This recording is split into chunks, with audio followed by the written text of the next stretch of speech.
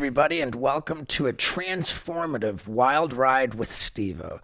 This week's guest is Edward Furlong, who most people know best from Terminator 2 Judgment Day, which was the most massive blockbuster film. It was utterly incredible, and it had the liquid Terminator in it, right? I mean, now since then, admittedly, Edward Furlong has had his struggles. He's really been down and out.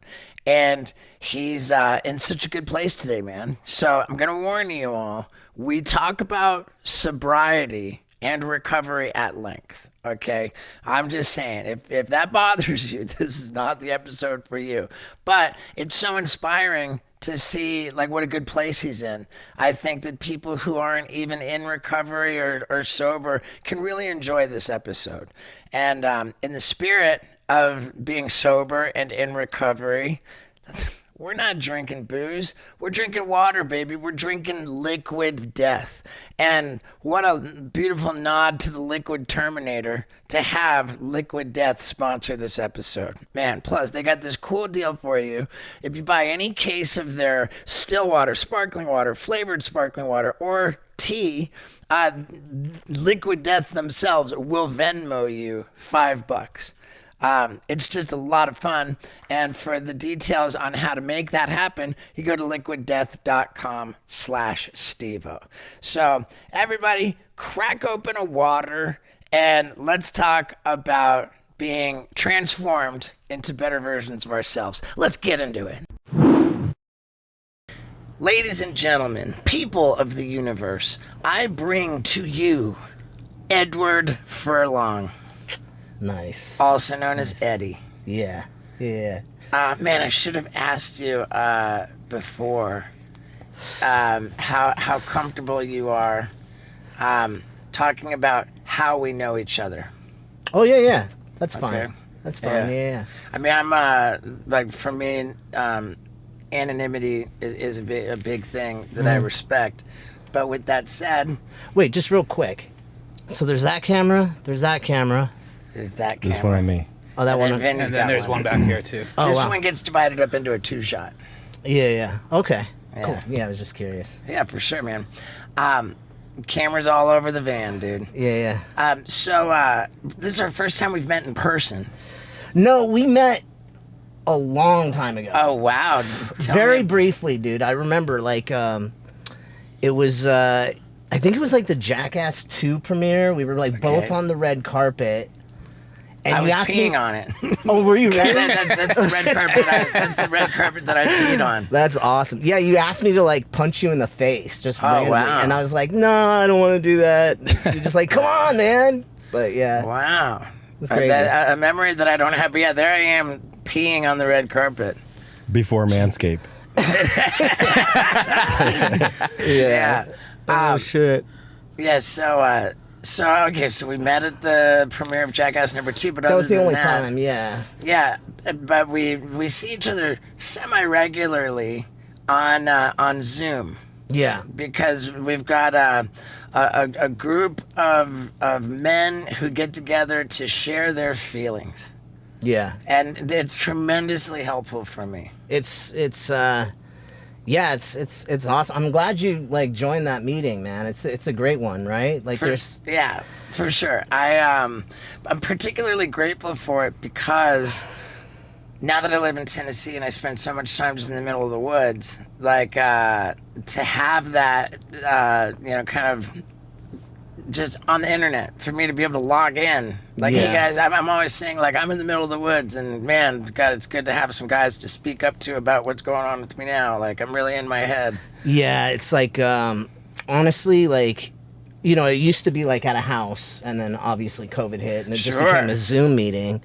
And yeah, the lazy part of me is like, I dig this. Yeah, okay. You know, like I can just put it on the phone and the computer. But, You know, I'm so super particular about anonymity. Mm-hmm. None of these guys even know that that anything that we're saying. Oh, okay.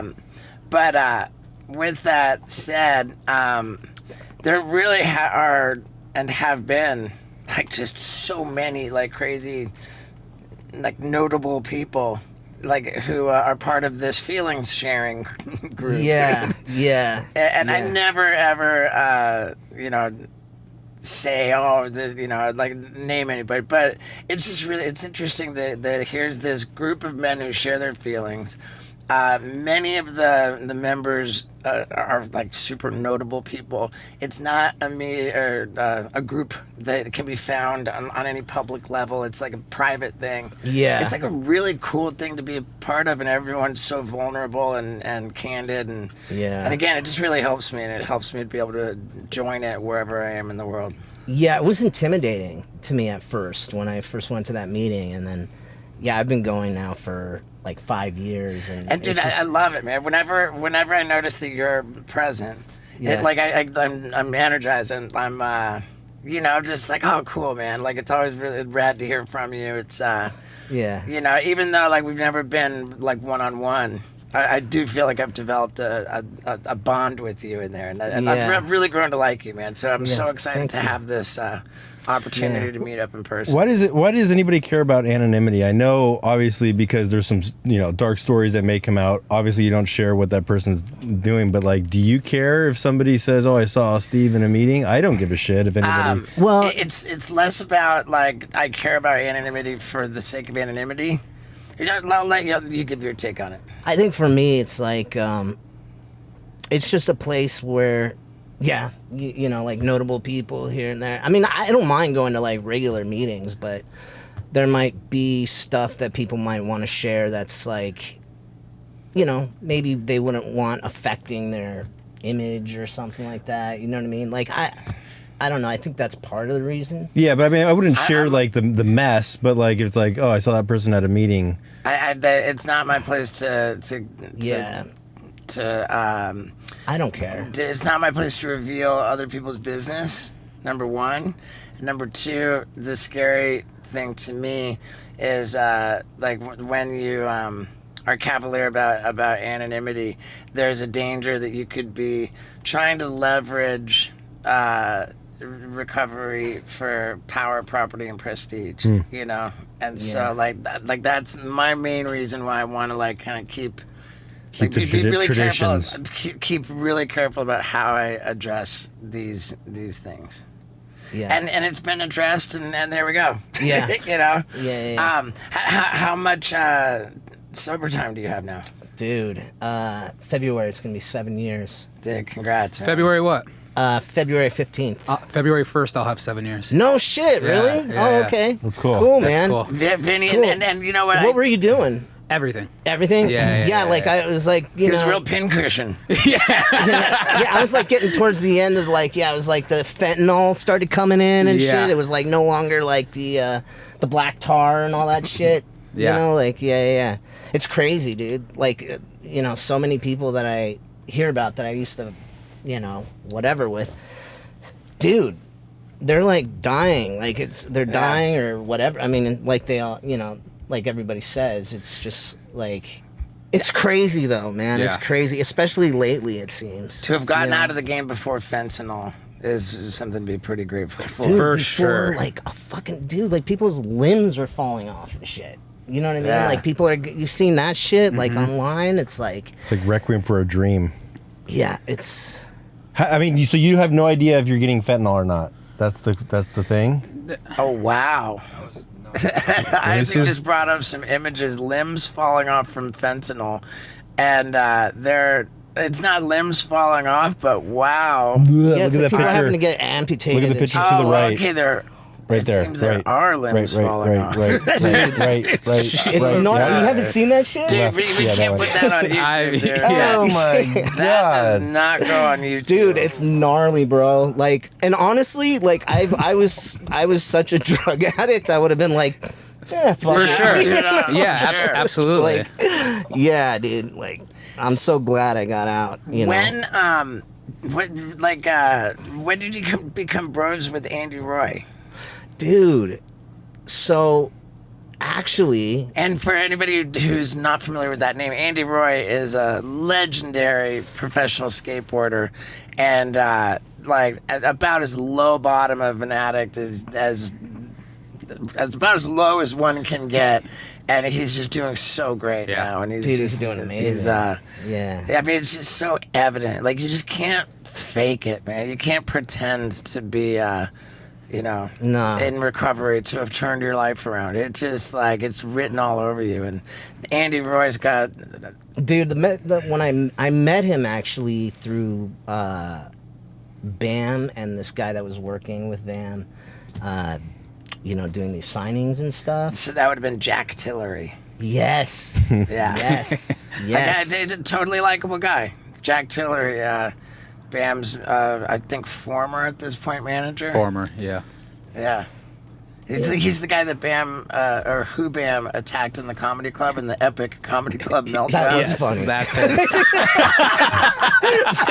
Yeah. Oh my God. Yeah. Okay, so at that time, Andy Roy was staying out at Castle BAM, and there was an organized intervention that was intended for BAM, which BAM was not amenable to. But faced with an intervention, and Andy Roy happened to be there, Andy was like, "I'll go." And that was when Andy first got sober. Yeah, it was because when I met Andy, he wasn't sober yet, and it took him a couple tries. Yeah, it took him a couple tries, but we hit it off, and then he actually, it was funny. He thought I was still at that, because I was in sober living when I met him, and he thought I was at that place, so he went there, but I had just checked out. How long did you stay in sober living? A year. Dude, I'm a big fan. I stayed 2 years. Yeah. Or I should say I stayed in sober living until I was sober for 2 years, because there was 6 months of me bouncing around psych wards and rehabs and dude, I that was a godsend, because I'd gotten sober so many damn times, and it's it really took a year before I felt like. Well, for sure. I mean, it's like there is literature which describes the unavoidable moments of subtle insanity where we are utterly defenseless against a drink or a drug. We just cannot call to mind any reason, and we don't even necessarily want to. We just do it. We just can't stop ourselves. So to put yourself in a safe environment, it's like the bowling alley with the bumper rails. We need those bumper rails, or we're gonna be in the gutter. How about that, dude? Or you'll end up in the gutter. Which makes me think of an old joke. What does Madonna have in common with toilet paper? They both get into the groove. Yeah, and speaking of that groove, your butt crack, let's keep that thing clean, man. Let's stop smearing poop all over our buttholes with dry toilet paper, because that's disgusting and unhealthy, and it's bad for the world. So I'm just going to say it because I always do. My favorite sponsor of the Wild Ride podcast is Hello Tushy, the makers of these wonderful bidets, and my butthole right now is so clean you can eat off of it and feel good about it, because I basically pressure clean it after I poop. And you can too, man. It's the best thing in the world. And if you want 10% off of your entire order for a limited time, then haul ass over to hellotushy.com and use the promo code STEVO at checkout. Let me tell you that my favorite thing, maybe on this entire planet, is the Tushy Ace with the heated seat. It heats the water that you blast your butthole with. You can literally blow dry your butthole. I mean, dude, this is luxury pooping at its finest. So one more time, 10% off your entire order for a limited time. You go to hellotushy.com and use the promo code STEVO at checkout. Now let's get back to it. Yeah. And even after a year, dude, it's like you get out, and I was still like, oh shit. this is harder than I thought it Right. would be. I mean, Like, dude, yeah. after 2 years of sobriety, when I finally did leave sober living, I moved into an apartment which was immediately adjacent to one of my sober buddies. Yeah. And our bedrooms happened to share the same wall, and our beds were pushed up. And so, we could, different apartments, but, hypothetically, if I was really having like a moment, I could just knock on the wall like that, and our heads were together. Dude, so when I first moved out here, there was this guy that was a friend of a friend or whatever, and he's like, he was newly sober, and my friend was like, you guys should move in with each other, and we got a nice apartment, and it was like a few months. He wasn't paying his rent, his side of the rent and shit like that, and then. Yeah, I found out he was like shooting dope in the house. Yeah. You know what I mean? So it's like, yeah, I had like the exact opposite of that. Like, Right. It was crazy. And then obviously COVID. Right. You know? With Andy, you said that when you met Andy, you were in sober living, but he wasn't sober. Like, how does that dynamic work? Well, we all went to like some show or whatever. I can't remember. It was like we were going to see. At the drive-in, System of a Down, but, we didn't get to see them, actually. I think somebody got us kicked out. But it was, Bam and Andy and us, and I was, like, the only sober person there. So I would, like, go to the signing and then come back and, do my drug test or whatever when I got down. So when you say do the signing, were you... you and Bam were doing the Jack Taylor-y. Yeah, we both worked with Jack. Yeah. Oh, so you worked with Jack too? Yeah. Okay, there you go. All right. Yeah. You're still in contact with him? With Andy? No, with Jack Tillery. Not really, no. Because I've always had favorable exchanges with him. Like we were, at one point, I seem to recall conspiring to try to be helpful for Bam, and it is really tough, but that guy was in a tough position and always demonstrated himself to be a good guy, in my view. Yeah. I mean, he definitely. From what I saw, he was definitely had Bam's back. Yeah. Yeah. How often do you do those Comic-Con signings? A lot lately. And it's just good business.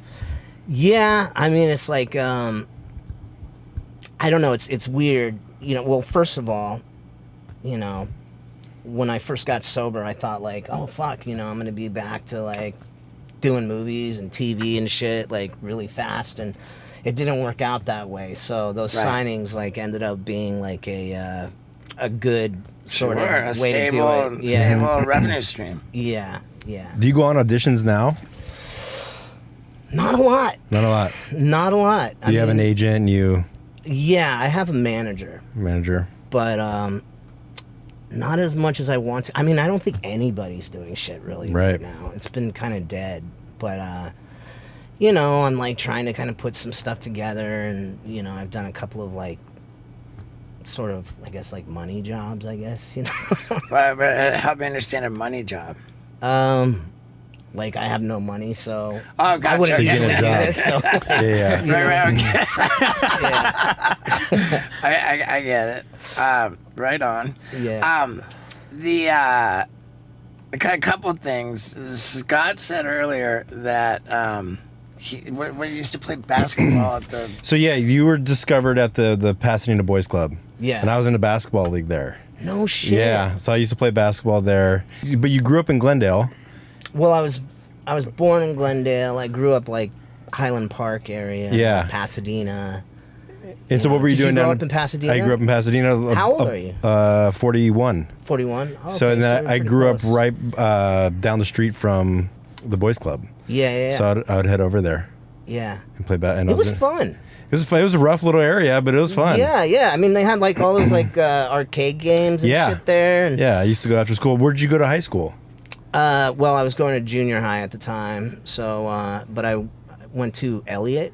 Yeah, I went to Pasadena Christian. Oh, really? Yeah, Oh, right down the street. You say I was going to junior high at the time because you didn't go to high school, huh? No, dude. Like you ran it away was- at 13 years old? Yes. Yeah. So I kind of, it's crazy. I mean, dude, I love my mom to death now, and I have a great relationship with her. But yeah, things were rough, and I ran away from home. So and apologies if it's just like so tedious to retread stuff that gets talked about all the time. But I'm fascinated by the idea that you would have run away from home, dropped out of school at 13 years old, which in and of itself is not legal for a 13-year-old kid to do. But then during that period, under those circumstances, as a runaway, you get discovered and you're put into this humongous blockbuster Terminator movie. Yeah, Like, all within a few months, dude. I mean, I didn't. how does a runaway kid, without consent from his legal guardians, get legally cast in a blockbuster movie? Well, basically, like, I didn't stop going to school. I went to school and I'd hang out like at the boys club afterwards, and Okay. I had to do high school because I was doing shit on sets and stuff. Right. But basically, yeah. So I mean, within a few months of that, I was staying with my aunt and uncle, and Oh, so they were formal legal guardians. not yet. I mean, it All was right. like, once Terminator started happening, we had to start, we had to do this whole like legal guardian thing, and yeah, but But you landed that role. I mean, it's hard enough to land like a big time blockbuster movie role. Yeah. Like, let alone when you have no legal guardian and you're just running the streets as a 13-year-old runaway. that's what happens when you sleep with the casting director. I mean, you were one hell of a piece of ass. Oh shit! Yeah, no, I was crazy. It was lucky, dude. It We was can lucky. clarify that that's just you joking around. That was me joking. Yeah, 100%. That was humor. A lot of people lack nuance with their sense of humor. Yeah. So when you're filming Terminator 2, you're technically 15, right? 13. Oh, 13. Yeah. And the character that you're playing is a 10-year-old boy. Yeah. That's crazy. It was gnarly. I mean, it was huge, man. I mean, it was like I mean, life changing. I mean, all the lines you got to remember. And did you have a background? I mean, you didn't even have a background in acting, right? So just memorizing scripts was all new, and you're in the biggest movie of all time. With like the biggest director of all time. dude, Yeah. it was Biggest so, that Arnold was so Schwarzenegger? goddamn Yeah, good. it's so good. Yeah. So goddamn good. Correct me if I'm wrong, but it's James Cameron, right? Yeah. Yeah. Big Yeah. time. Yeah. And it was the last one by James Cameron, right? Did he do? Well, he did the Avatars and the Right. But the last Terminator. Oh, yeah, last Terminator. Yeah. Yeah. God damn that. And Terminator 1 was so good. So good. But is it safe to say that like everything that's like a cautionary tale about like child actors and and like how things can just get so crazy when somebody so young and undeveloped is bestowed with all of this influence and power and just money and like fame, like the whole like stereotype of the child star, like I mean, it's like, I don't know, like yeah. I mean, I'm sure you can attest. Like, you started like in your 20s, right? I was 26 when 26, everything so it's popped like- off, and I was like, It's gnarly. I believe it's impossible for anybody to become famous at any level without Yeah. experiencing some kind of growing pains. Yeah. Like you can't all of a sudden like have great influence over people you don't even know and not on some level abuse it, mishandle it, behave like in ways that you end up being not proud of. Behaving in ways that you're not proud of sucks, especially when that happens in the bedroom. So let's perform at our absolute best in our intimate encounters. And what I mean by that is, let's be hard as a rock. That's what Blue Chew wants for every man in the world, is for them to perform at their best and be hard as a rock doing it. That's right. And if you want to try this, Blue Chew tablet, it's got the same active ingredient as both Viagra and Cialis. And you know what that means, except with Blue Chew tablets, only costs a fraction of the price, and it's chewable, and it happens to be delicious. And if you think that you might want to try out performing at your best in the bedroom, great news. You can get an entire month's supply for free. Like right now, you can order it. All you pay is $5 for shipping. And to make that happen, all you do, you go to bluechew.com, you follow the instructions there. Super simple, super fast, and you've got yourself an entire month's supply of Blue Chew tablets on its way to you. And all you pay is $5 for shipping. That's it. Just $5, man. And you'll be getting ready to be hard as a rock, performing at your best. So, one more time. To make this happen, go to bluechew.com and follow the simple instructions there. Very, very easy, very, very fast, and you will be trying Blue Chew absolutely for free. All you're paying is $5 for shipping. So make it happen, and let's get back to it. Yeah. I believe that. Yeah. I'm sure a lot of people probably can, but So not. yeah, it's like when you're 13, it's like, you know, you're not even done fucking figuring out who you are or anything, man. Well, It's like, if you've even started. if you even started. So, you know, So when you're getting these giant checks from Terminator, who is in control of the money? Well, I think that's an assumption, like giant checks from Terminator. I mean, at that time, you had no sophisticated representation. Right? yeah, no, he's right. Yeah. Yeah, So, it wasn't it wasn't like It's not like you were getting profit participation in like the hundreds of millions of dollars the movie was making, right? no. So Like all the toys, I don't make shit on that. Like I Right, made so- 30 grand for Terminator 2. And that's like probably SAG minimum for a child star, right? Yeah. Because if you were an adult, it would be a minimum of like 65 grand. So Yeah. you did even worse than that. Yeah. But you made me think back, like with the addiction, you probably would have been dead by now if you made all that money, right? No, I mean, dude. Well, there was periods of time where I was making a lot of money because I did movies after that. Yeah. For sure. The Terminator pays your dues. Yeah. Then all of a sudden, now if they want to have Edward Furlong, you're an established commodity. Now you command like real money. So like American X, you get paid. You get paid well for that one. Yeah, I was getting paid pretty good, and it's funny, man. Actually, you know, speaking of Terminator, I was supposed to do Terminator 3. Yeah. Oof. And I read about that, man. really, yeah, dude. I read about that, about how like you had it, and they were like, "Oh, he's in trouble with drugs, and we gotta cut him loose." Yeah, it was crazy. I literally signed a contract because I mean, people knew I partied and shit, and the contract was like, you know, we can randomly drug test you if you know if there's any a drugs or probable whatever, cause the or- deal's broken. This is like my first multi-million-dollar. How old were you? Fucking thing. I was like, it was a lot of Well, money. and here's the ass kicker about it, is that it was all these years after Terminator 2, but the script of Terminator 3, had aged precisely the same as Edward. So, Yeah.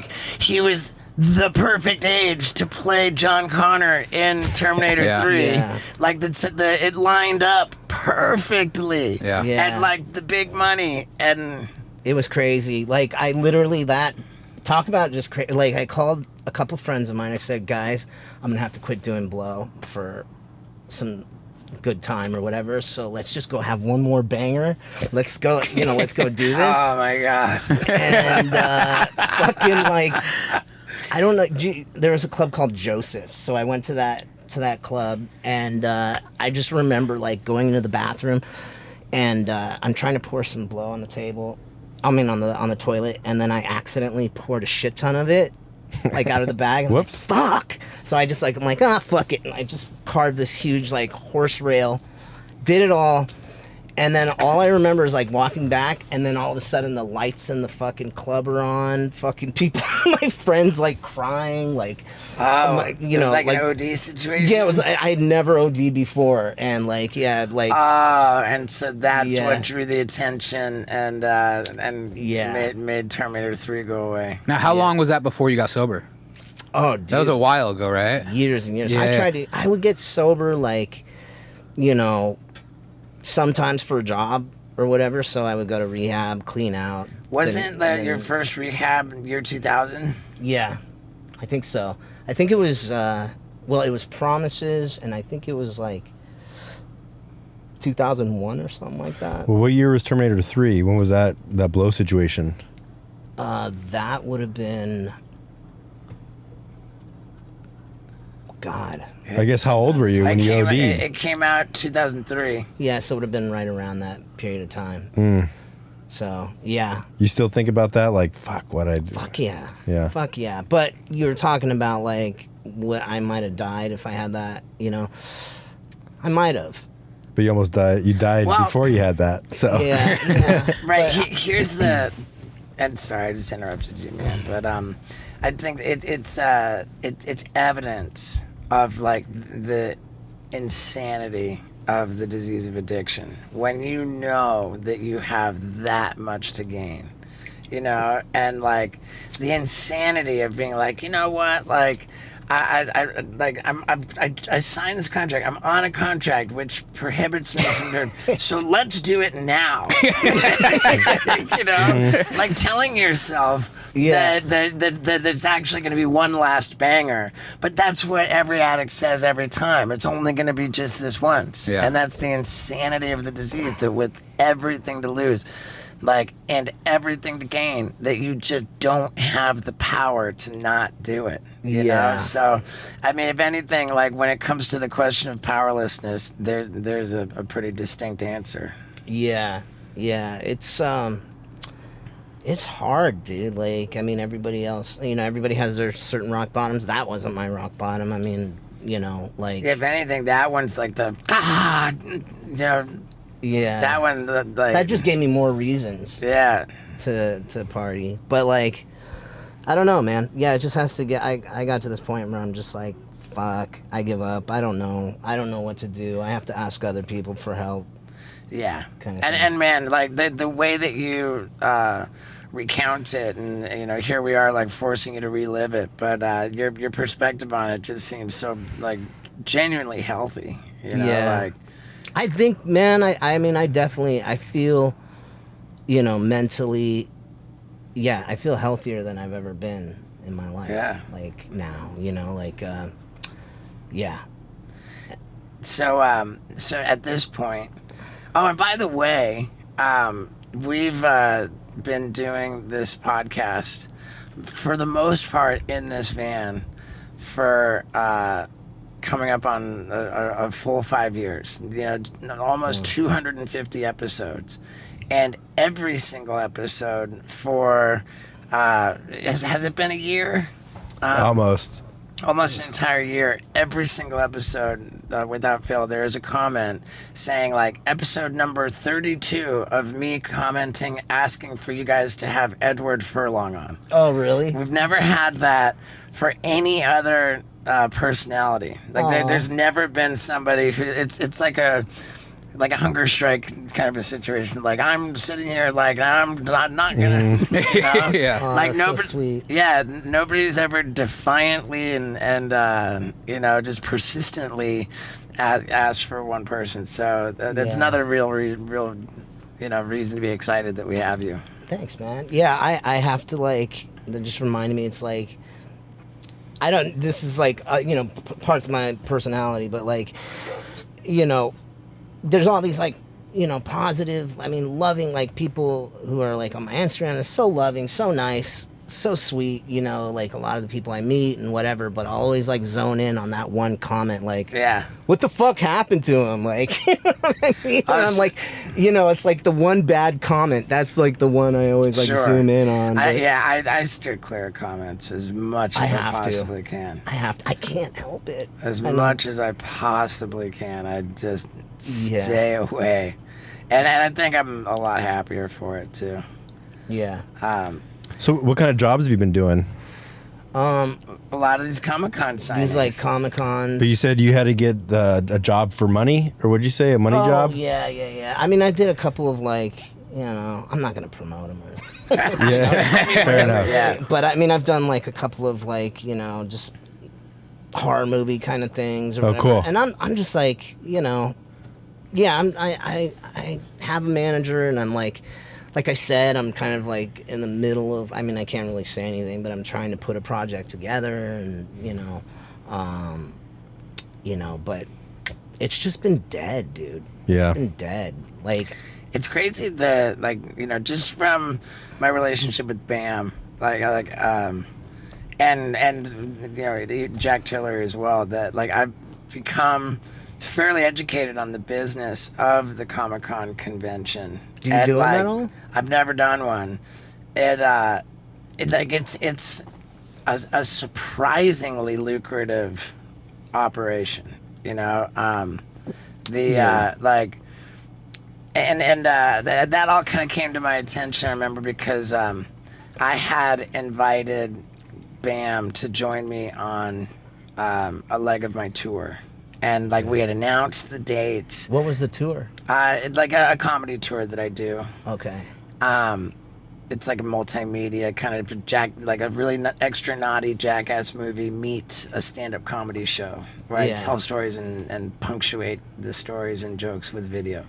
So I invited Bam on this tour, and after committing to it, after announcing that he was going to be on all these dates, all of a sudden Bam realized, oh my God, I double booked myself. I actually got to do this, whatever Comic-Con kind of thing. Yeah. And I was like, oh man, how do we get him out of that and don't announce sorry for the false alarm, everybody. Like, somebody had to get screwed. Yeah. So I kind of got educated in what the what the competition was here between my tour and when I found out, like, oh wow, like what I'm asking him to walk away from is not like a minor thing. Like, there's real money there. No, and Bam does pretty good at those things, man. Yeah. Historically he really has. And dude, I just noticed, is that a yeah. Is that a dick on your forehead? It sure is. I couldn't stop looking at that shit. Dude. Yeah. No, thank you for noticing. Yeah. It's I decided to get a penis tattooed on my forehead to find out how long I last before getting it lasered off. Yeah. And there's no sign of me rushing anywhere. I'm enjoying it. Yeah. Nice, man. Nice. But so that's good, man. You got money coming in. You're not tripping. Quick note on money coming in. Whether you have it or you don't, all it takes is $5 if you're a new member of DraftKings Sportsbook to get $150 in bonus bets. And this weekend, UFC 310 is the time to do it. So without further ado, let me give you my picks for the main card, UFC 310. Coming out of the gate, first fight on the main card, Nate the Train Landwehr, the most belligerent, reckless, exciting fighter. I love this dude. I love him. I'm picking him. Then the second fight on the main card, Thug Nasty, Bryce Mitchell up against Kron Gracie. And I'm surprised at what a favorite Thug Nasty is, but I like Thug Nasty, picking Bryce Mitchell. Then the next fight is Cyril Gane against Alexander Volkov. I like Cyril Gane, and I don't say that very often about French people. So picking Cyril Gane. Now, here's a big underdog. The co-main, I got Ian Machado Gary. He's like plus 300, huge underdog against Shavkat Rakhmonov. Both undefeated fighters. Rakhmonov has finished maybe all of his opponents and all of them in the first round. I don't know that Rakhmonov's ever even been to a decision. Ian Gary has, but I'm going with Ian Gary. He's winning me over, And I think he's a smart fighter. He's just going to keep himself safe enough to bring Rachmanov to his first decision. So that's a big underdog I'm picking. And then I'm going with another big underdog in the main event. How exciting is this? It's a pay-per-view. It's a championship bout for the flyweight division. This kid, Kai Asakura, making his UFC debut, fighting for the belt at 125. And he's a plus 200-something underdog. But he's a phenom, man. And I want to welcome him to the UFC by picking him to win the main event. So that's my parlay. And one more time, if you're new to DraftKings Sportsbook, if you're signing up for the first time, sign up, download the DraftKings Sportsbook app, sign up with the promo code STEVO, and bet $5 on any fight. You will automatically get $150 in bonus bets. And enjoy the fights. I know I will. UFC 310, baby. Gambling problem? Call 1-800-GAMBLER. Or in West Virginia, visit 1-800-GAMBLER.net. In New York, call 877-8-HOPE-NY or text HOPE-NY 467-369. In Connecticut, help is available for problem gambling. Call 888-789-7777 or visit ccpg.org. Please play responsibly. On behalf of Boot Hill Casino and Resort in Kansas, 21 and over, age varies by jurisdiction. Void in Ontario. Bonus bets expire 168 hours after issuance. See dkng.co/MMA for eligibility and deposit restrictions, terms, and responsible gaming resources. Now, let's ride this thing home. I mean, fuck, dude. Like, it's, you know, I mean, look, I'm not going to complain. It's been good. I mean, it's kind of goes up and down, you know, things are kind of getting better. I mean, like, you know, a lot of it depends on, like, the economy and shit, too. Like, how many people are ready to buy shit. And for sure. I mean, when the government was printing all that stimulus money during COVID, like, goddamn, the year that we had in 2022, because of all that stimulus money, everyone was just flooded with, everybody had money to burn. Yeah. And there was a Jackass movie that came out in the beginning of 2022 that was just like a rocket engine attached to everything that you should do those doing. signings, dude. Man, I mean, seriously, like, it's just a weekend. Right. I could definitely. I mean, Andy was doing pretty good. You know, it's so weird too. Like I couldn't. Like, I don't know the skating world that much or anything, so it was funny because I remember I was walking around with Andy, and it's like everyone was recognizing him. You know what I mean? It's so funny, dude. Like, he had an integral role in a Vice television show, which was a partnership with Thrasher magazine called King of the Road, and so, like, he was like a principal, you know, star on on this show, and at a time when he was just as low as you get, and so it's kind of gnarly, but like that, I would say, raised his profile quite a bit, and he's a bona fide legend in his own right. So like, it makes all the sense in the world that Andy got recognized at those things, and bless his heart, he should Yeah, he's a great person, I love him so much, man. Yeah. I mean, at your birthday party, all the busboys were like lining up to take photos with him. I was like, oh shit, dude, he's a big deal. He's rad. Yeah. Andy was super fucking rad. He asked me to go speak at the rehab he's at right now. I went out there. You did? I went out there and did, like, Friday afternoon, trying to drive to Redlands. It's a long drive. I mean, it doesn't have to be a long drive. Like, like in geographic terms, it's probably about an hour and a half. You go on a Friday afternoon to get there about 7 p.m., you're looking at a 4-hour drive, just because of the traffic. Yeah.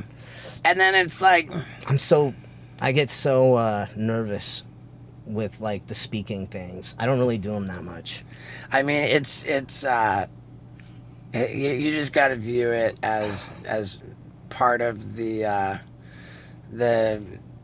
it's participating in your own recovery. Yeah. You know, like, whenever you do that, and if it does make you nervous or uncomfortable, like, I think that means you're going to get more out of it. You know, like we were talking about how when you go into a sauna or a cold plunge, you know, like the more you like push yourself to be like, oh God, I'm so uncomfortable. This is so cold. Like, oh, I can't stand it. It's so cold.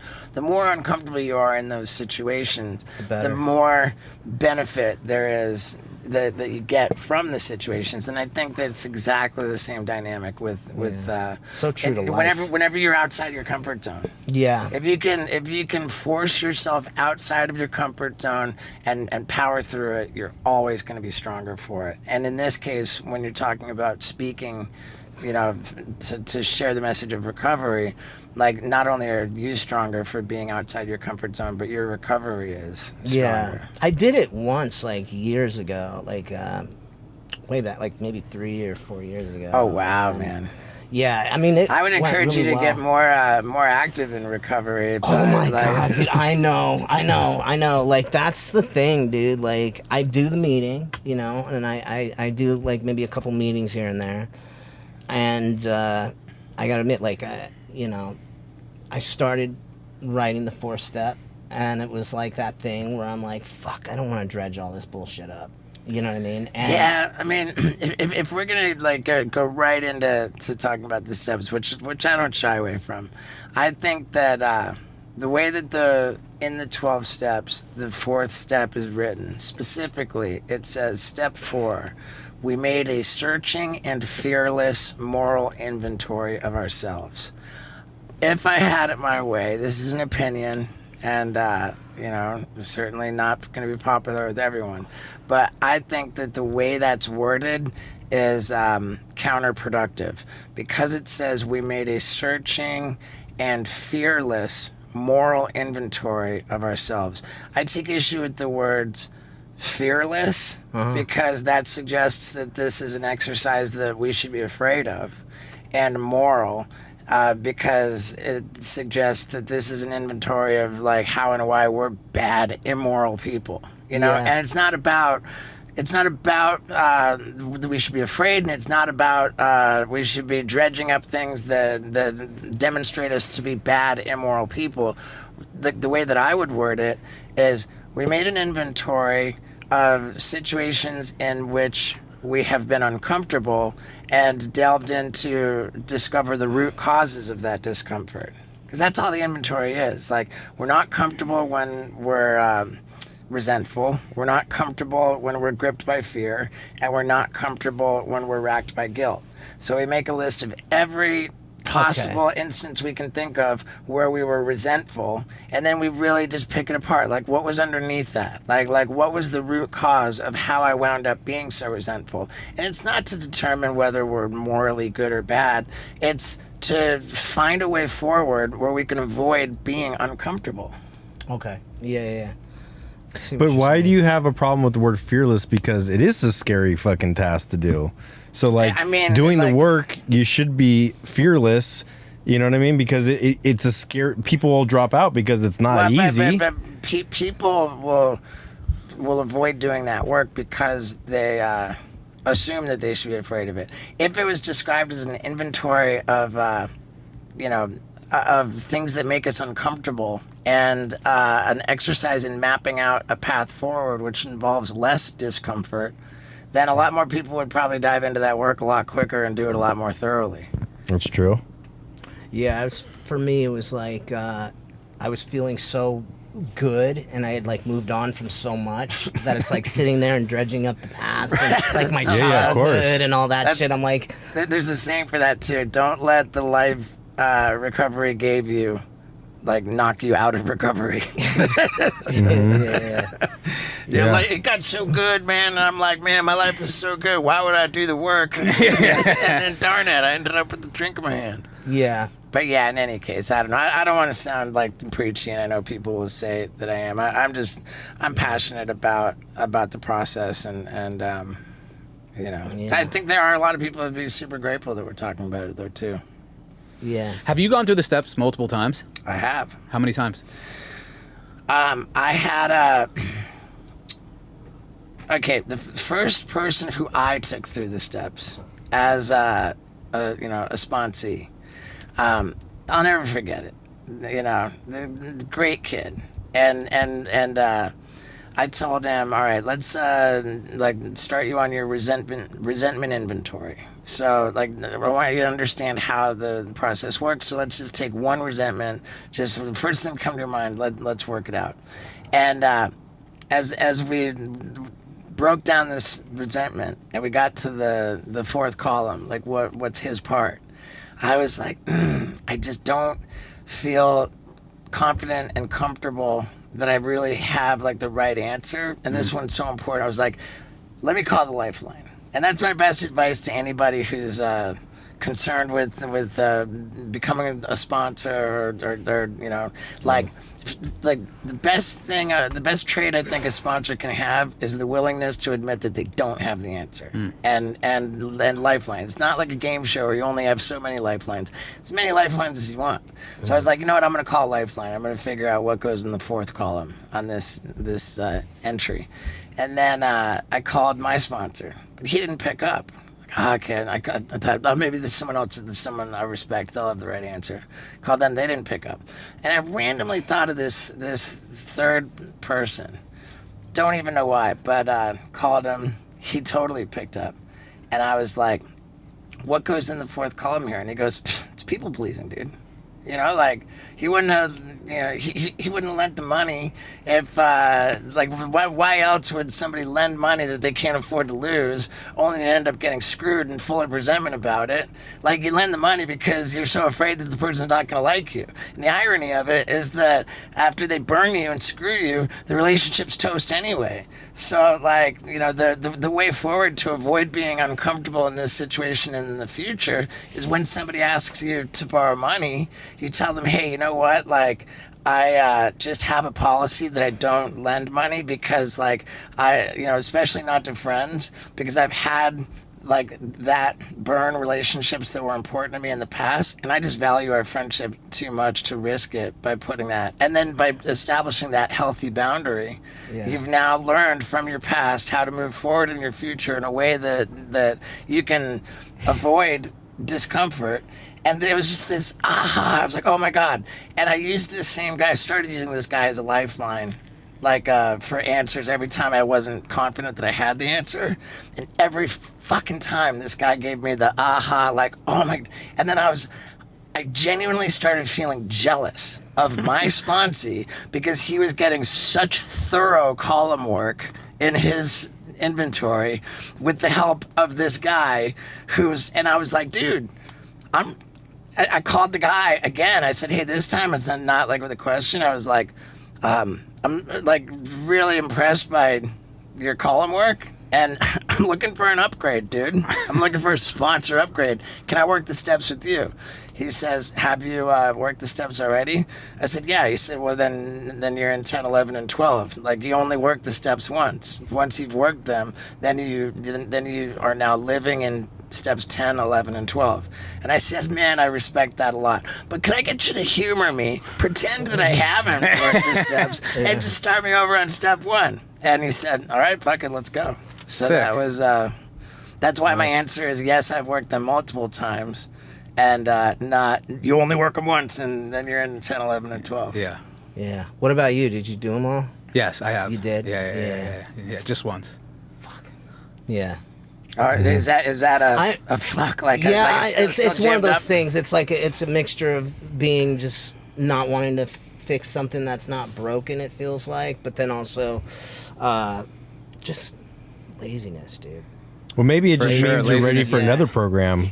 Because I've only done those steps in AA once, and then it's I did the SLAW steps and the SAA steps. But I think once you do the steps once, you should have done it thoroughly, that you've gotten everything. But as you mature in sobriety, you have other issues that pop up that the sex stuff goes deeper into some stuff, or the sex and love addiction. It's you work those steps because AA only scratches the surface of some of the issues.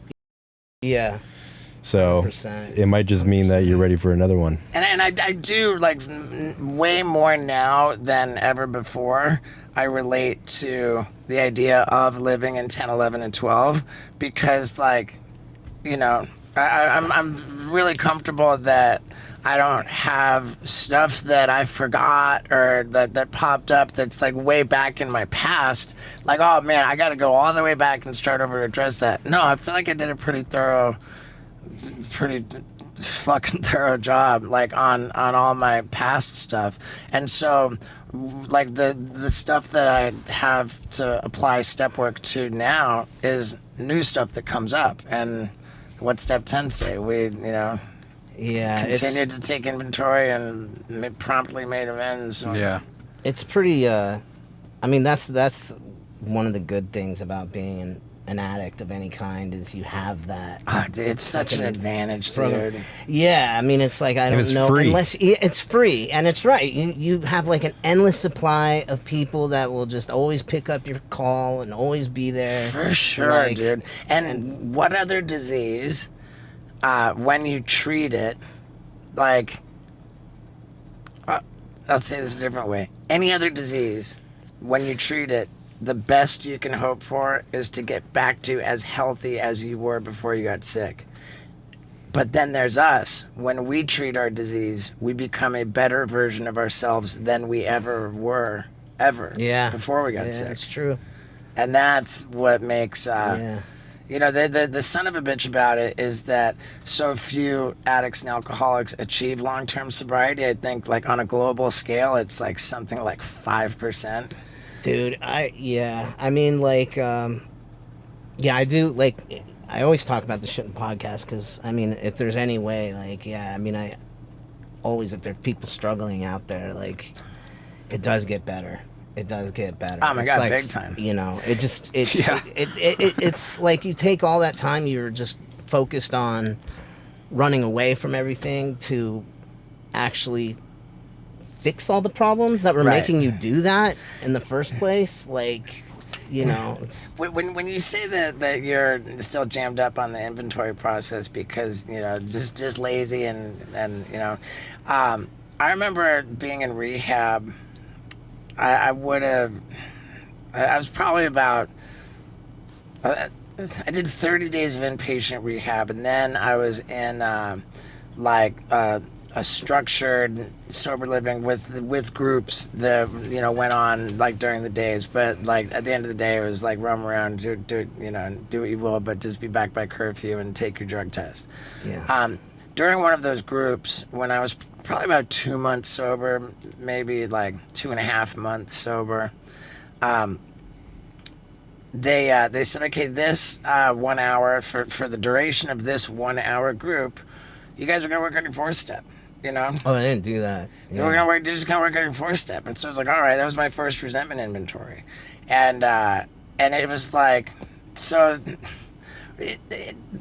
how big of a difference it made to just like have that little helpful nudge, like, okay, now you're gonna, in that 1 hour, like just 1 hour, like it was pretty incredible how much of a start I got to then take what I had worked on for that just 1 hour, then go through what I had worked on for that 1 hour with my sponsor. Yeah, my sponsor too. He's like, because we talk about it a lot, and he's literally been like, he'll make it easy. Like, he'll just be like, write a list, and then we'll just go over it verbally. And it was, yeah, dude.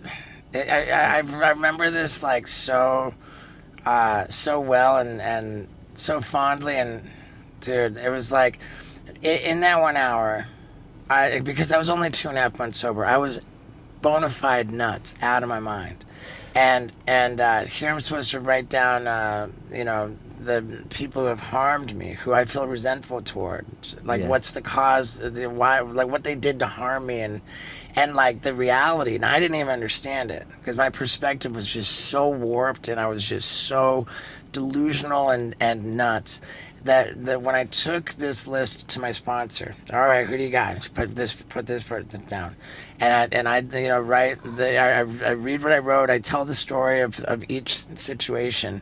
And my sponsor says, all right, let's put a star next to that name, because that sounds to me like someone who actually you harmed and you owe an amends to. And like by the time we got through my list, it had become abundantly clear that virtually every single person on my list was someone who had actually done nothing whatsoever to harm me. Really? And on top of that, I had done nothing but shit all over them and make their lives miserable. It was like I was just that was the state of my affairs, that I just barged through life just shitting on people, and then it was you, you know, Yeah. and then blaming them for everything that was wrong with my life. Damn. And it was just like my sponsor held up a mirror and showed me in the mirror like the reality of it was like, wow, it's actually me. You know, Yeah. it's actually me. That's like the root, like it's not him, them. It was, that whole list was just me blaming other people for my problems, Yeah. and I was the problem. Yeah, it's you know, like I mean, your childhood is one thing, but like, you know, a lot of the shitty things that happen to you later on in life, whether these people suck or not, like, you put yourself in that situation. Sure. Yeah. A lot of time, your part in the resentment is that you let it bother you. Yeah. You know, Yeah. or it's legitimately something that terrible that happened to you, but you refuse to let go of it, Yeah. and or you're unwilling to forgive. Yeah. You're lacking compassion. You know, because nobody does harm to others if they're happy, healthy people. Yeah. You know, it's hurt people who hurt people. Yeah. Yeah. So yeah, I mean, yeah, there's, you know, a lot of times, I mean, it's, you know, like, I think my thing that drove me all the time was like just, like an internal anger thing that I always kind of internalized, you know, and,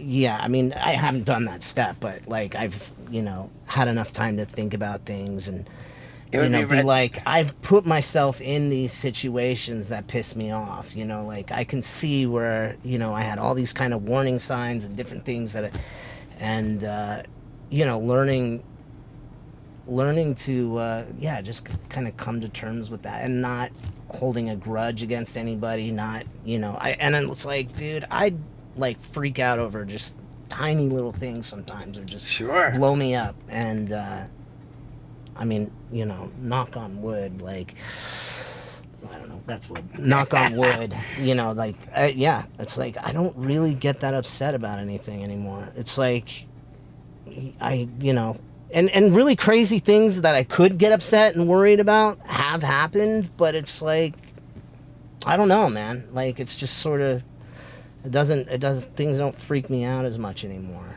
you know? yeah. Yeah, so. So you have worked the steps. No, I mean, not really, but I guess kind of in my own way, sort of. Like, you know what it is, too, is like sitting in that meeting, you know, that I go to. Yeah. And like hearing all these other people think talk and going, wow, shit, that's an interesting way I can look at Is this. there? You're not working the steps because there's a couple things you're scared to confront. It's just, before I got sober, I was in such a horrible place. I mean, it was like, you know, I mean, I had always been kind of like on drugs and then off of drugs, and I guess almost like, well, I don't know if you could say functioning drug addict, but kind of walking that line. And then when I mean, just some really horrible shit happened. Yeah. And basically, I think when I got sober and I got to that step, I was like, I had some time away from it all, and I had actually come to peace with it. So I was a little bit like, I remember sitting there and I was starting to write my fourth step, and I was sitting on a plane, and I started feeling so pissed off again, and I started feeling all these feelings again that were so toxic, and I was like, I don't want to do this. Scared to go back. Yeah. Because I get scared, yeah. Like, I wonder what the experience would be like at this point, especially if you viewed it as an exercise in cultivating forgiveness and compassion. I think like now it's like you're saying. I mean, I think I'm in a better place, and I'm very close to like kind of doing it, I think. I But think it's like, too that I was so lucky to be in a situation where like I was stuck in that room for an hour anyway. I didn't have anything better to do than to just fucking. I had a notebook and a pen, and I was stuck for an hour. Like that whole situation. Yeah, well, I mean, have you? But it's all in your head. Have you ever told anybody like the situation that you don't want to write down? Yeah, I have. I've like, I mean, just. I think you'll be surprised once you do get it out Yeah. and write it down in the structured manner and have It's a new not like- perspective on yeah, it. I mean, it's And not like you can it's- write stuff in code. Like I wrote a lot of stuff in code. No, Wait, you did? Oh, dude, are you kidding me? What do you mean by code? Like, In case somebody found the books, they would never know. In case somebody found my book, like I don't want anyone having my secrets that they can use against me. People didn't need to know. Yeah, certain sure. shit. Yeah. You know, like because that's when you get past the resentment inventory. Like I said, then you're not comfortable if you're gripped by fear. So there's the second list is a fear inventory. Yeah. And I remember being like,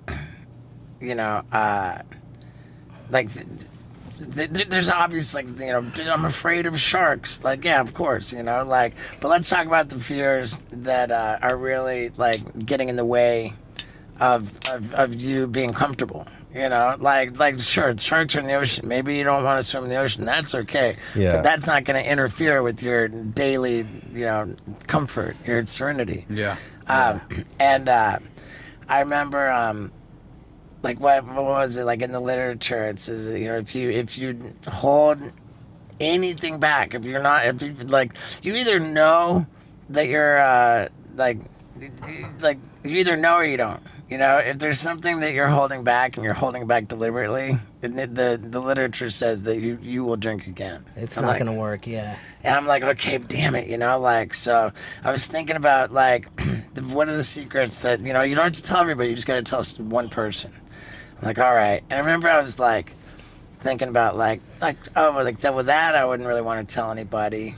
But it's not anything that I'm, like, resentful about. It's not really anything I'm afraid of. Like, it's not, like, anything I feel guilty about. It's just, like, some weird shit I do. It's not hurting anybody. It's not anything. It's like, and then it dawned on me in that moment, like, oh, like, the fact that I'm afraid of anybody knowing it, by definition, is a fear. So, like, by definition, every secret is a fear because, by definition, what makes it a secret is that you're afraid someone's going to find out.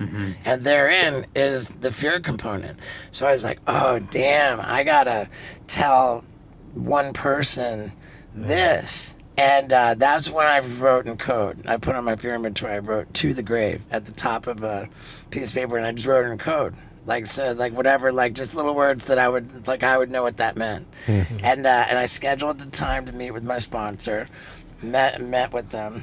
He had told me, he goes, dude, don't worry about, like, telling me anything. He says, I've been doing this for years and years. I've heard it all. You are not going to tell me anything that I have not heard. It's all good. You can tell me anything.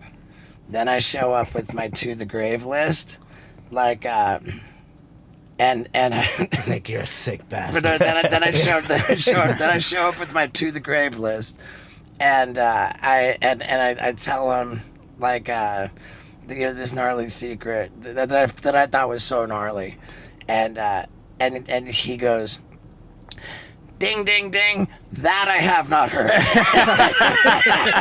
And we laughed, we both laughed, like, heartily laughed. And it was like, it was How'd you feel after leaving there? Like, thank God. like it was the words, what was so, like, I was so, like, it had so much power over me. Like, this secret, like, and as I, like, articulated it, as the words left my mouth, telling this person who I trusted, like, it just sounded silly coming out of my mouth, and something that was just so, like, had so much power, and it just, like, it took so much power out of it. Like, it was just like, oh, Like, we laughed, you know, like, that's great. Like, fucking give me a hug, dude. Fucking, like, you're free.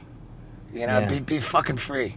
Yeah, that's and cool. that's what it's about. It's about, like, the whole inventory process. Again, it's not about if we're good or bad people. It's about how do I fucking free myself from this crippling discomfort that drives me to get so fucking loaded. Yeah. Yeah. But yeah, dude. So in any case, man, like, clearly we're all big fans of the steps. Yeah. You know, like, evidently there are all kinds of people that can, you know, that's a lot of criticism that I've gotten. Is like, hey, you know what? Like, you're such an AA, like, you think you're so much better than everybody else. Like, it's not. Like, I view the 12 steps as a way to achieve freedom and comfort, and I wish that for everybody. Like, there's nothing about me that's better than anybody.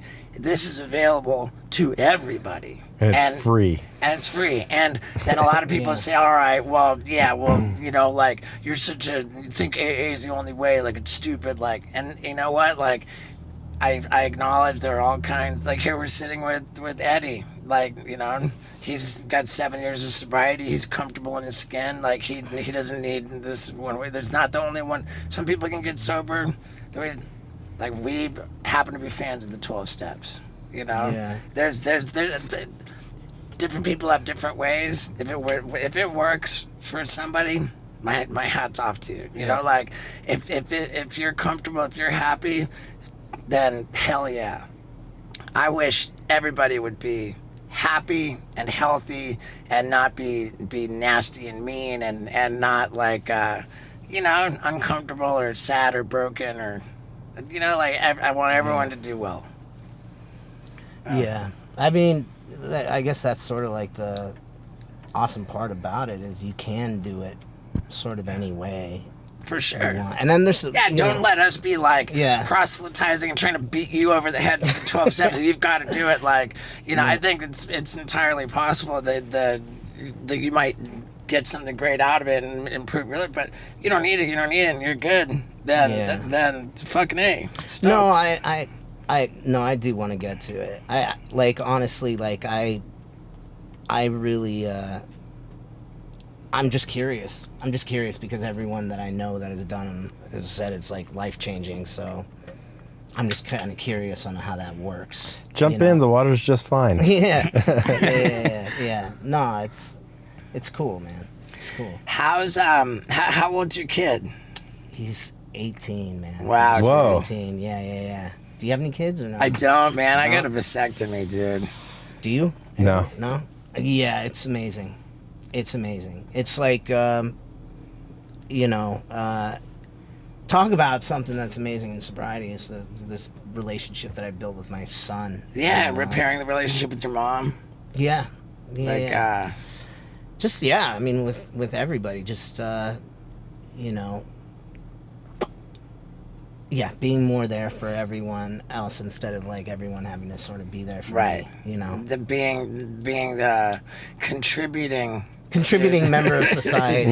Right, and a contributing member of a family is a big deal too, instead of an injury that the family sustains time after time again. Yeah, it's a beautiful thing, man. I love, you know, it's like where is your boy?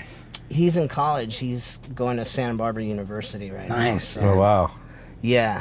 Yeah. Dude, he was like, you know, kind of like top of his class. I mean, I'm blown away all the time because he's nothing like me in those ways. Yeah. And then he's a lot like me in other ways. Really? Which, you know, can be scary. He's gorgeous. Thank you, man. Thank you. Yeah. Hey, man, he's doing pretty good in that too. It's funny though, cause like he'll, you know, he's going, you know, it's like first kind of girlfriends and love and all that shit, and it's like. It's such a reminder of like what a mess we were when we were like younger. You know what I mean? Like it's like 18. You know, chicks. Jesus. Like, oh my God, they'd break your heart. Yeah. You know?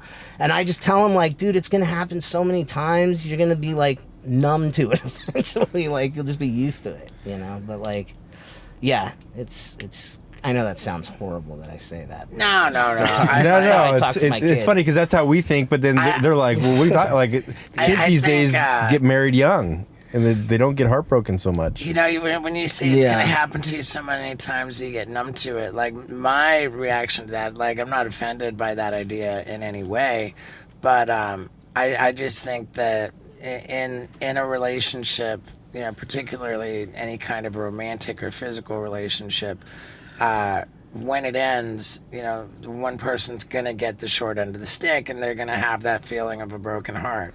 And for me, like the travesty is when you routinely and repeatedly leave people with the short end of the stick, you know, like when you're careless with other people's feelings, and you know, like when you're the player and you know, like you hit it and quit it, and you know, you like you ghost the shit, like that's not a feeling of a heartbreak. It's just a feeling of like, wow, I'm a terrible piece of shit. I did it again, you know. And that is. Yeah, but then there's an interesting point where you are getting the short end of the stick constantly. Like that's equally a problem too. You're like, oh, what's going on in my life where I keep getting the short end of the stick? That when I got that sponsor upgrade, and we were onto the third list. You know, first is resentments, then comes fears, and then comes guilt. Yeah. And my guilt was largely around this pattern of behavior, where I think what you just described, misrepresenting where someone fits into your life. Like, we in the column work of the inventory process, man, we broke it down to what we described as sociopathic behavior on my part, a pattern that started with misleading a woman to believe that this is really like a real thing, you know, and like really kind of like pour on the charm, like this sociopathic just pouring on the charm to just get her on the hook. And then the misleading goes into exploiting, to like, you know, like have my way, fool around, like, you know, get the action. And then once I get the action, then it's just like a flip, the light switch flipped. Like, and then all of a sudden now I've like lost interest. And then I go into like, oh, I don't actually want to be around this person. So now I'm into like the neglect phase. But don't you like there's like, I mean, doesn't part of you when that happens, like, don't you believe it yourself? Oh, 100%. Yeah. And that you're like 100%. It was never like behavior that was designed on my part to be harmful or to be deceitful. Like in the beginning, in that first stage of misleading, I was 100% absolutely infatuated and like believed like every bit of I was pouring on the charm, like, and that's what made it so damaging and harmful. Yeah. That I was pouring on the charm like in a legitimately infatuated way. And then, you know, the exploiting part, like that was like, you know, this crazy love addiction, like the sex addiction, you know, mixed together. And then when that switch flips, it's like nothing deliberate about it, but all of a sudden, like, oh God, I don't want to be with this person. Get me away from this person. Let me start blowing off their phone calls. Let me start ghosting them. That's the neglect phase. And then it just comes to complete outright abandonment. So it's like mislead, exploit, neglect, abandon, feel like a guilty, like terrible person, and then kind of get over it, and then repeat the whole process over again. Like, so like if you're like you know, in a relationship, because I mean, in every relationship, right, at a certain point, everybody's like, do I really want to be in this? Like, after the honeymoon phase. After the honeymoon phase or whatever. I mean, it doesn't matter. So like, what would a healthy person do in that situation? Man, like, you go through, you get into that other fellowship that Scott was talking about, and that entails, you know, more inventory work, and then you come up with what's called a circle plan, which is how you're gonna identify like what a relapse would be. Like you're gonna define what your sexual sobriety looks like, and then moving forward to try to find a new and healthy approach to sexuality. You're gonna write up a dating plan for how to get into a relationship in a healthy, non-compulsive, non-obsessive way. Yeah, but this is like while you're in a relationship. So I think like after the honeymoon phase, and then you have to like work on the communication skills because it gets weird when you're like, does this girl like me? Like, it's like there's no drama, there's no intensity, and that like I think for people like me, like I gauge how much somebody likes me by like how intense the situation is. And when it's like healthy communication and normal, you're like, well, this doesn't feel comfortable. Like does she still like me? Like she just said what's up, she didn't send me a tit pic or something, you know what I mean? It's like there's always that constant like playing detective on if she likes me or not. She didn't send me a cooter shot. No, you know what I mean? It's like, and so like in my head, I'm like, well, it's just, I don't do well in that situation because it's like, oh, well, it's normal and healthy. This is how, so I think like becoming homies with the person after the honeymoon phase, hopefully you get more sexually attracted to them emotionally. Or in my case, after the honeymoon. Yeah, dude. It's like the one guy in was it Houston or Dallas as a comedy club manager, and I was like describing like sexual sobriety and how like I believe future happiness is dependent upon me learning how to be in a healthy relationship and have a life partner and like one person and like and he was like, man, like sounds great, man. I couldn't do it. I just love pussy too much. I don't know. I just love pussy too much. Yeah. It's like it's a mixture of Amen. that and that. That's funny. Yeah. Oh man. Yeah. It's just you're like,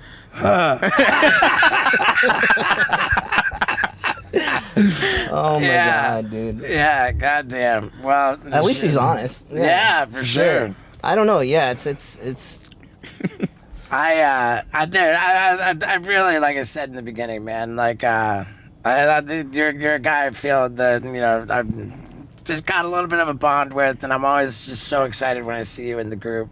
And I felt weird, like asking, because we know each other in that way, to ask you to do this, which is kind of a different deal.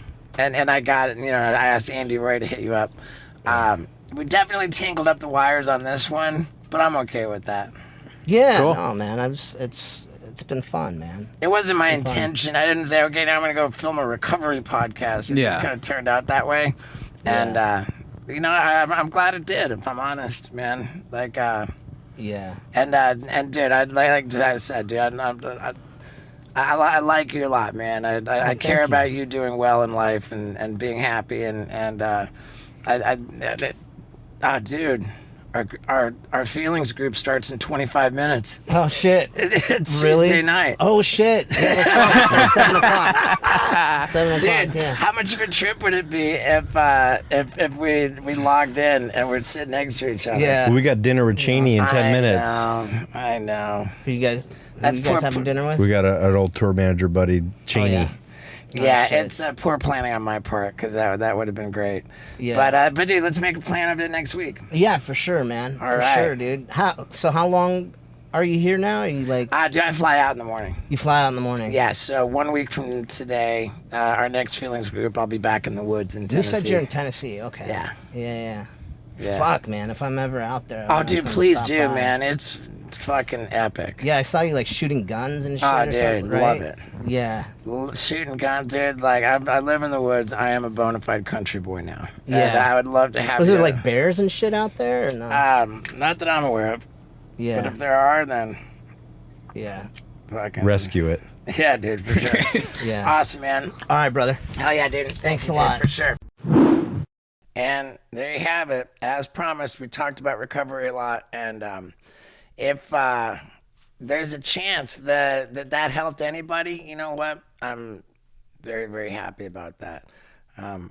I could not be more grateful for my recovery, man. When times get tough, oof, it's us in recovery who have a distinct advantage. And I'm not gonna lie, like I got my challenges, man. Time is tough for me these days, and thank God I've got this great world of recovery to lean on to help me through tough times. Can't say it enough, man. I'm super grateful for it. And dude, Eddie Furlong, what a bro. Really rooting for him. Really rooting for you. I love you. Thank you for sticking around to the end. Yeah, dude.